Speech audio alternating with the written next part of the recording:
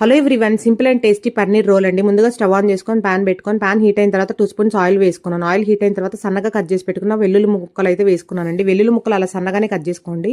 వెల్లుల్లి ముక్కలు కొంచెం మంచిగా ఫ్రై అయిన తర్వాత సన్నగా పొడుగుగా కట్ చేసి పెట్టుకున్న పచ్చిమిర్చి ముక్కలు వేసుకున్నాను. వెల్లుల్లి పచ్చిమిర్చి మంచిగా కలర్ చేంజ్ అయినాయి చూసారా?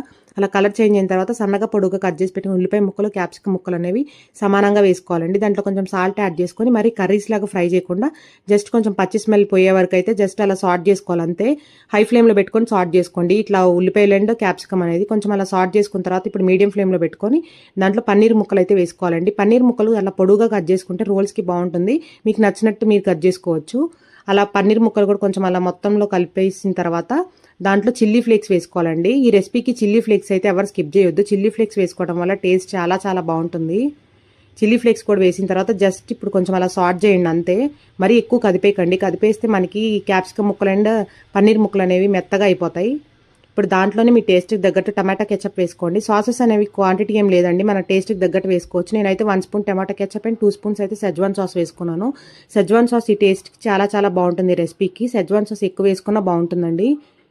ఇప్పుడు సెజ్వాన్ సాస్ కూడా అలా కలిపేసుకున్న తర్వాత పైకి కొంచెం ఆయిల్ లాగా వస్తుంది చూడండి. సెజ్వాన్ సాస్లో కొంచెం ఆయిల్ ఉంటుందండి, సో చూసుకొని వేసుకోండి ముందే ఆయిల్.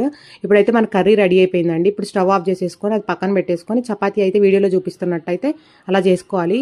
చపాతీ చేసేసుకున్న తర్వాత అలా పొరలుగా చేసుకుంటే బాగుంటుందండి.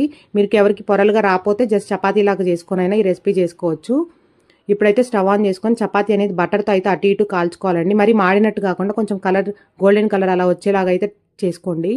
అలా వీడియోలో చూపిస్తున్నట్టు ఫ్రై చేసుకొని చపాతీలు కూడా పక్కన పెట్టేసుకొని మనం చేసుకున్న కర్రీ ఉంది కదండి, ఆ కర్రీ కూడా పక్కన పెట్టుకొని ఇప్పుడు చపాతీ కూల్ అయిన తర్వాత దాంట్లో tomato ketchup and white mayonnaise and tandoori mayonnaise 3 వేసుకొని ఆ చపాతీకి అయితే అట్లా అప్లై చేసుకోండి. 3 అట్లా అప్లై చేసుకోవటం వల్ల ప్రతి బయటికి మనకి ఆ టేస్ట్ తగిలి చాలా చాలా బాగుంటుంది.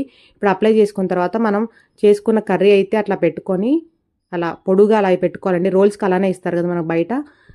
ఇప్పుడైతే అలా పెట్టేసుకుని దాని మీద చాట్ మసాలా వేసుకున్నానండి. మీకు నచ్చినట్టయితే చాట్ మసాలా వేసుకున్న తర్వాత పైన ఉల్లిపాయ ముక్కలు మళ్ళీ కొంచెం వేసుకొని కొంచెం టమాటా ముక్కలు కూడా వేసేసుకొని సర్వ్ చేసేసుకోవడమే. అంతే అండి, టేస్టీ టేస్టీ పన్నీర్ రోల్ అయితే రెడీ అయిపోయింది. టేస్ట్ అయితే ఒకసారి తింటే మీకు మళ్ళీ చేసుకుంటారండి. అంత టేస్ట్ బాగుంది. రెసిపీ అయితే మీకు నచ్చింది అనుకుంటున్నాను. నచ్చినట్టయితే కన్ఫామ్గా ఒక లైక్ చేయండి, షేర్ చేయండి అని కామెంట్ చేయండి. ఈ రెసిపీ అయితే ఇలా సింపుల్గా అయితే ట్రై చేయండి. ఇప్పుడు నైట్ రోటీస్ మిగిలిపోతే కూడా రోటీస్తో కూడా ట్రై చేయండి, అలా కూడా టేస్ట్ బాగుంటుంది. ఈ రెసిపీ మీకు నచ్చినట్టయితే లైక్ చేయడం మాత్రం మర్చిపోకండి. Take care, bye bye, see you next video.